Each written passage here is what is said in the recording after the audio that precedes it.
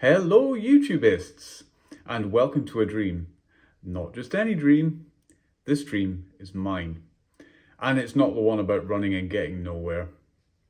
This dream is the kind of dream where everything in the world is as you would like it to be.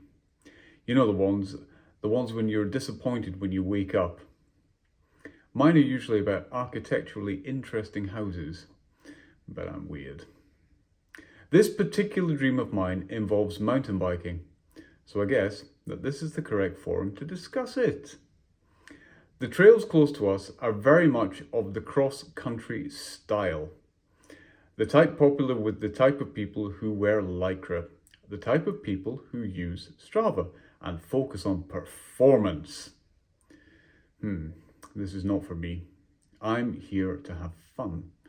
I could not care less if someone is faster than me. I could not care less if someone is a better rider than me.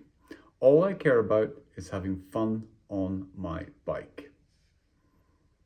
If there are added health benefits to mountain biking, well, great. But I would still do it even if there weren't. This brings me back to the trails that we ride. In December of last year, I hit the final obstacle at Rainbow. We call it the ski jump. I think you can see why.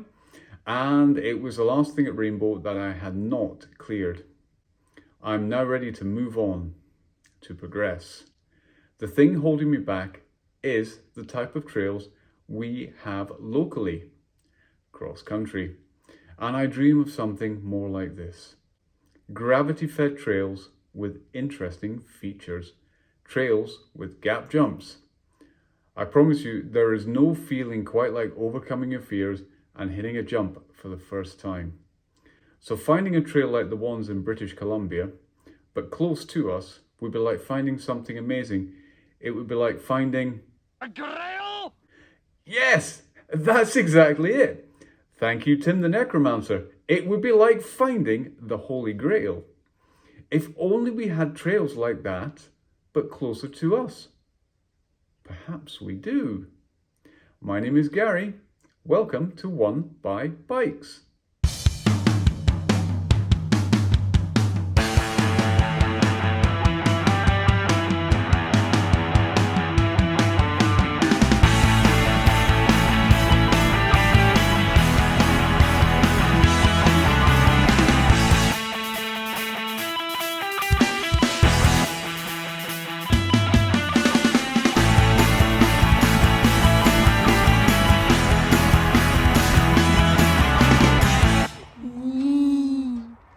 Right then, the more observant of you will have noticed that this is not Genarp, and that is not Mike.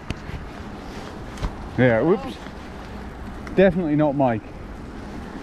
While I was editing the footage, I ran out of space in my computer and deleted a file to make space. Unfortunately, that file had all of the workings that I was working with, so everything disappeared. All of my film, all of the edits that I did, everything. So it's all gone. There's nothing I can do about it. I can't get it back, but I can basically run through what we did. Now, last year, Sophie, the kids, and myself had a couple of goes out at Riesen. Now, Riesen is about 5-6 kilometers long. Now, it takes anywhere between half an hour and an hour, depending on how fast you're going. On the cyclists involved. Well, indeed. And the conditions.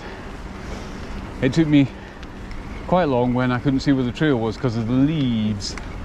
But Riesen is just a small part of a much bigger trail system, which I think is something like 35 kilometers in length total. If I let Sophie go ahead, she can chime in as and when. I have something interesting. If she has something interesting to say, which is often. So I went out there with Mike on Sunday, and he showed me a bewildering array of trails, saying, oh, you can do this one, or we'll take this turn here, because otherwise that's going to add an extra 5-10 kilometers onto our trek today, and we're not doing that. And honestly, ladies and gentlemen, it's a big old system, and to get it all down safely tucked away into your head will take more than one journey out there. But here's the but: my GoPro batteries died just when we got to the good bit. So I've got film on my phone, which if you stick around to the end of the video I can show you. But the point of the video was one of progression. Been back to mountain biking for just about a year now, and things that I thought I wouldn't be able to do just last year, I've completed, I've managed, I've gone straight through them, and now I want more, because I'm a greedy sod. I want more excitement, more danger, and more oh my god, I'm alive type of moments. Now, Rainbow, which we're approaching now, gives you some fun and a small amount of thrills. All of the big scary stuff is now it's still fun. It's still fun, and there's still some good jumps. But I think I'm more or less master of. So let's get going. And you want to go first, Soph? Watch out for tags. There she goes. Good girl. No brakes, into the corner. Woo. Yes, all this stuff is fun. And it's good because we can cycle to it. Don't need the car. So it's a 20-minute cycle out here. But the thing is, you get home and you start watching YouTube videos from exotic places such as the Alps, Squamish in British North Columbia, the North Shore, ooh, even Whistler. And the desire to challenge yourself and hit the bigger jumps is definitely there. The big road gaps. Now, Mike, the angel that he is also a fan of gravity-fed trails and is building some pretty decent stuff here, which when the weather gets warmer and, well, drier, will certainly be worth a view, and, well, more than just a view, a ride as well. But that's for the future. For just now, the idea was that Mike and I would get out and he would show me the jumps at Genarp. Now, the ones that I meant are no longer there. The council employed someone to go in and do a bit of clearing, tidy the place up a bit, and they took that to mean, oh, let's do the rock roll.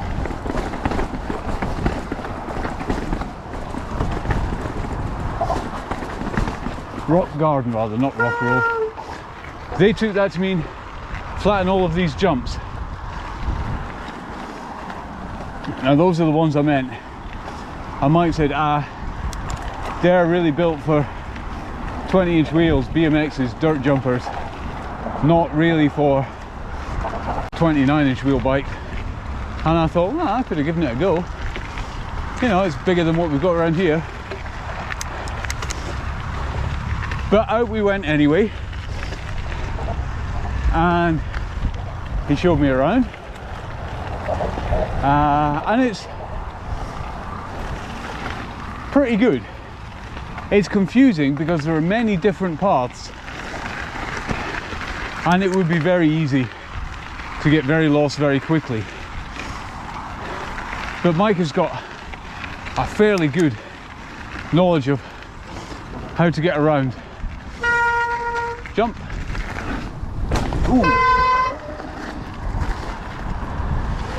It's a bit foggy, so, and I've not geared at all. I'm gonna have to basically beast my way up this because I'm not changing gear. Yeah, Mike's got good knowledge, and no, that's me, I'm gone. Got us around, no problem at all. And then we got to this one area. Woo! I didn't notice it at first. We're just riding along a hillside, trees, and then I looked up the hill, and there they were. Jumps and drops and road gaps. All of them lovely. Yeah, I don't know if you can see the fog rolling in there. Look at poor Sophie with her pink gloves on. Oh. The last thing that I had not hit was that jump there. We call it the ski jump.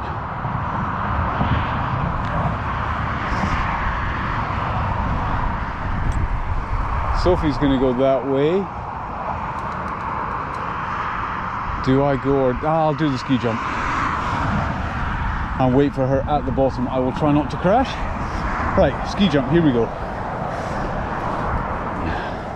Touch a brake, no brake, off. There we go, brake, brake, brake. Brilliant. That's really good fun. And this is still wet as all hell. Right, this is the stuff that Mike's been building. So there's a big jump there, and then, oops, a daisy. If you watch Mike's channel, that diagonal line, that's his road gap. Because we've not had rain now for quite a few days, or not heavy rain for quite a few days, but everything is just wet because what's happening is it's thawing during the day and then freezing at night, so it doesn't really get a chance to evaporate.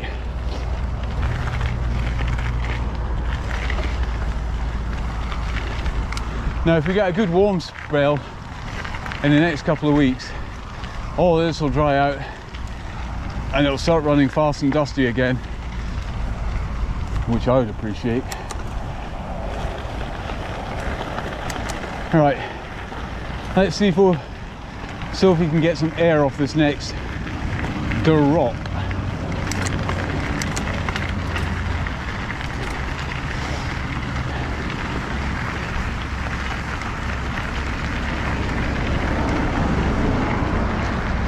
I can still feel it in my legs from Sunday. Right, try to get air off this drop.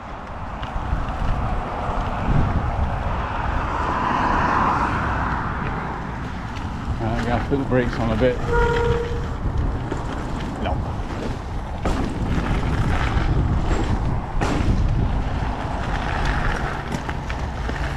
That's exactly the same as the start jump. It's just, it's right after a corner. It's literally just rolling off it fast. No special skills required. An ability to hold on to your handlebars.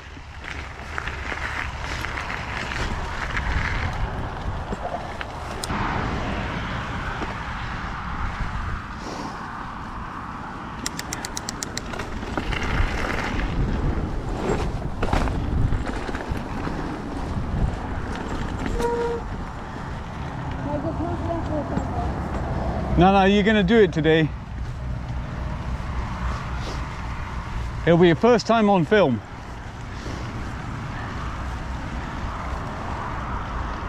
God, the rabbits have really dug this up.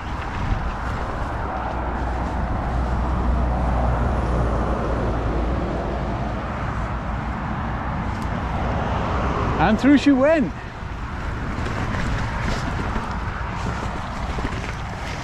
And it's over the top for Dad. Gary. Idiot. The loudmouth one with an overinflated opinion of himself.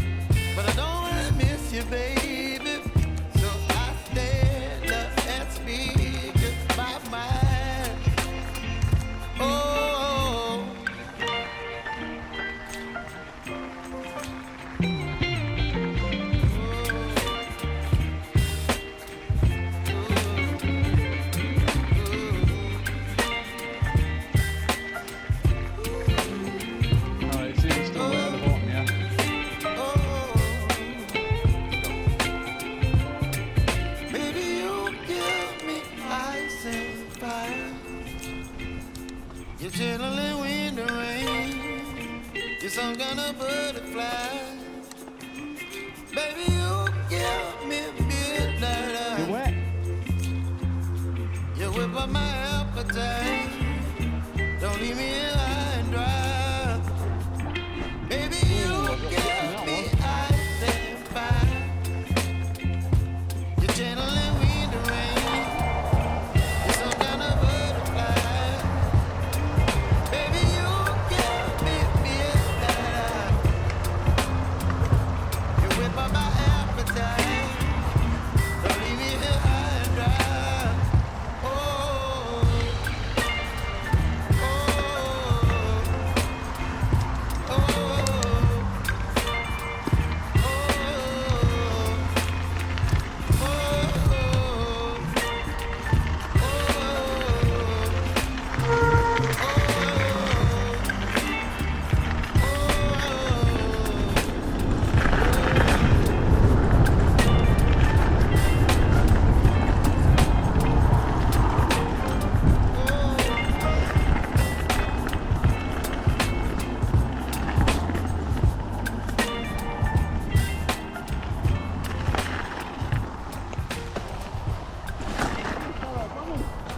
Yeah, it was foggy when we got to the top, but it's been foggy all afternoon, really.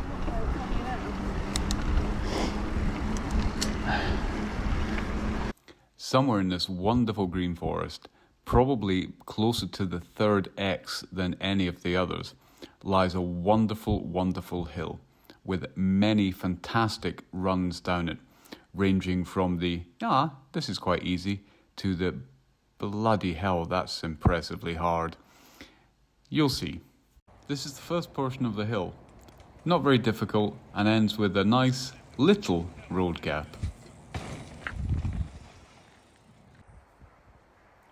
This next one was a bit of an ask for me first time around, but really, really good fun.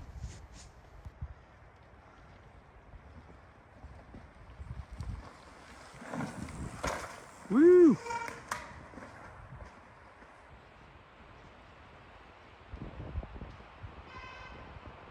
And he's gone. Then we found a decent sized 4 to 5 meter jump, had a think about it, and decided to do it.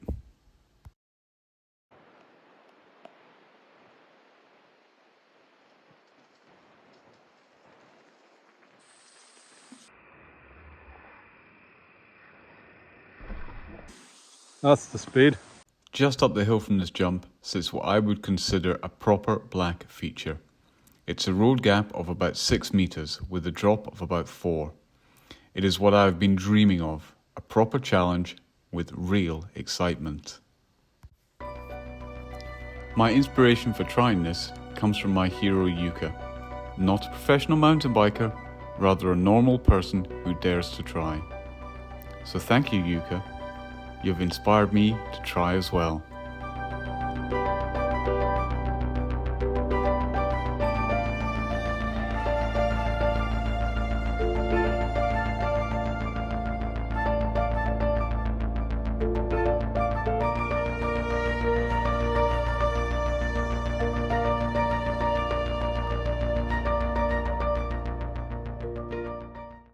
That was a really fun day.